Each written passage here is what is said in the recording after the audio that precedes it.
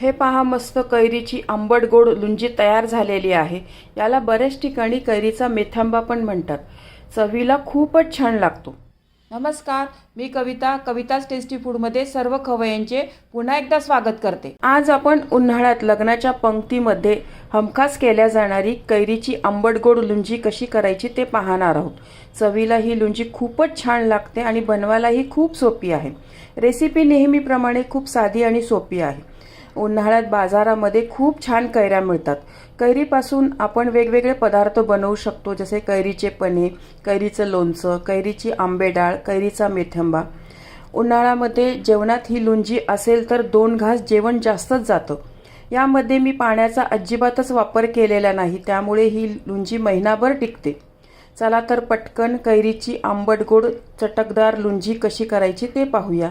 तुम्ही या चॅनलला अजून सबस्क्राईब केले नसेल तर जरूर सबस्क्राईब करा, ते निशुल्क आहे। त्यासाठी मी 2 कैऱ्या घेतलेल्या आहे। मसाल्यांमध्ये हळद, जिरे, मोहरी, लाल तिखट आणि फोडणीत टाकायला मेथी दाणा, ही कलोंजी आहे। याला कांद्याची बी पण म्हणतात। हे किराणा दुकानांमध्ये ना सहज मिळतं। हे मीठ, हिंग, बडीशेप आणि गूळ। आता मी सर्वात आधी ना कैरींचे साल काढून घेते आणि मग त्याचे बारीक बारीक तुकडे करून घेणार। हे पहा, मी कैरीचे वरचे साल काढून असे छान याचे तुकडे करून घेतलेले आहे। मी असे लांब लांब तुकडे करून घेतलेले आहे। तुम्ही याचे चौकोनी पण तुम्हाला जसे हवे असेल तसे तुकडे करून घेऊ शकताय। चला तर आपण आता याची लुंजी बनवूया।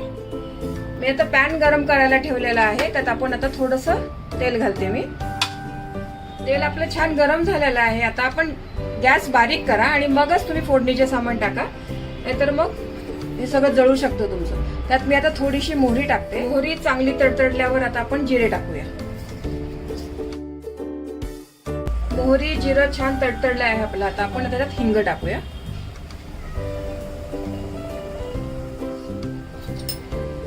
मोहरी जिरं आपलं तडतडलं आहे। आता आपण याच्यामध्ये बडीशेप,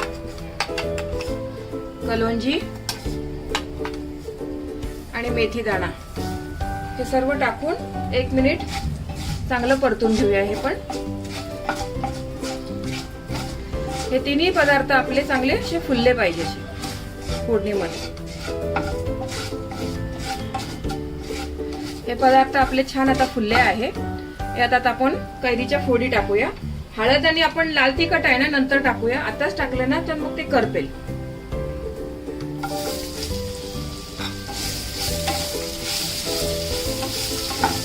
कैरीच्या फोडी अगदी 1 मिनिटभर चांगल्या त्या मसाल्यांमध्ये परतून घेऊया।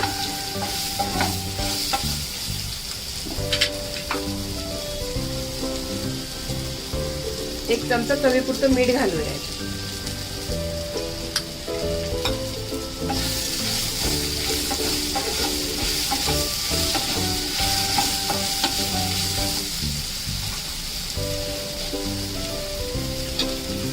आता आपण 1 मिनिटभर हे झाकून वाफवून घेऊया। 1 मिनिट झालाय बघा। आपल्या छान फोडी आता मऊ झालेला आहे बघा। याच्यामध्ये ना मी आंब्याचे कोय पण टाकलेली आहे। ती पण ही गुळामध्ये शिजल्यावर ना चवीला खूप सुंदर लागते।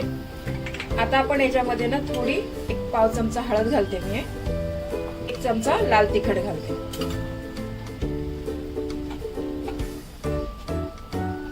पण चांगलं आपण मिक्स करून या फोडीमध्ये मिक्स करून घेऊया। 1 अर्धा मिनिट हे पण चांगलं परतून घेऊया छान। आता मी याच्यामध्ये गूळ घालते। गूळ तुमच्या आवडीप्रमाणे तुम्ही कमी जास्त करू शकता। मला जरा गोडसर आवडतं म्हणून मी हा गूळ ना 1 वाटी कैरीला 1 वाटीच गूळ घातलेला आहे। तुम्ही पाऊण वाटी पण घालू शकता, किंवा तुमची कैरी कशी आहे, जर आंबट असेल ना तर गूळ थोडा जास्त लागतो। काही काही कैरी जरा गोडसर असते, आंबट गोड असते ना, तर ते बघून तुम्ही टाका त्याच्यामध्ये। हे आपण आता हे 2-3 मिनिटं गुळामध्ये हे शिजवून घेऊया। हे झाकून मी आता 2 मिनिटं शिजवून घेते। आता माझं 3 मिनिटं मी छान वाफवून घेतलेलं आहे बघा। हे आपली कैरी आहे ना मस्त शिजलेली आहे बघा। अगदी मऊ झाली आहे मस्त कैरी। हे आता याच्यापेक्षा जास्त शिजवली ना तर अगदी गाळ होऊन जाईल कैरीचा। आपल्याला असंच पाहिजे। आता जरी तुम्हाला हे पातळ वाटत असेल ना तर थंड झाल्यावर छान घट्ट होईल। ही लुंजी आहे ना आंबट गोड जेवणामध्ये तर एवढी छान लागते। याच्याने तुम्हाला उन्हाळ्यामध्ये 2 घास जेवण जास्तच जाईल याच्याने। आता पूर्ण आपली लुंजी तयार झाली आहे। मी आता सर्विंग बाउल मध्ये सर्व करून घेते। हे पहा, आपली मस्त कैरीची आंबट गोड लुंजी तयार झालेली आहे। अगदी झटपट 10 मिनिटात बनणारी आहे रेसिपी, पण चवीला इतकी रुचकर लागते, ही फार सुंदर लागते चवीला ही। या लुंजी मध्ये मी पाण्याचा एकही थेंबाचा वापर केलेला नाही आहे, त्यामुळे ही लुंजी 15 दिवस आरामशीर टिकते। पण चवीला ही इतकी सुंदर लागते ना, तर त्या आधीच ती संपते। ही रेसिपी तुम्ही नक्की घरी करून पहा। तुम्हाला ही रेसिपी आवडली असेल तर तुमच्या मित्रमैत्रिणी आणि नातेवाईकांबरोबर शेअर करा, व्हिडिओला लाईक करा व चॅनलला सबस्क्राईब करा। रेसिपीला कमेंट्स करा, तुमच्या कमेंट्स वाचायला मला फार आवडतात। तुमच्या लाईक्स आणि कमेंट्समुळे माझा उत्साह वाढतो आणि नवनवीन व्हिडिओ बनवण्यासाठी प्रोत्साहन मिळते। त्याचबरोबर तुम्ही मला फेसबुक, इंस्टाग्राम आणि पिनट्रेस्टवर देखील फॉलो करू शकतात। त्यांची लिंक डिस्क्रिप्शन बॉक्समध्ये दिलेली आहे। तुम्ही ही रेसिपी कोणत्या गावातून पाहताय तेही सांगा। तर पुन्हा भेटूया एका नवीन रेसिपीसह। तोपर्यंत मस्त खा, काळजी घ्या। धन्यवाद।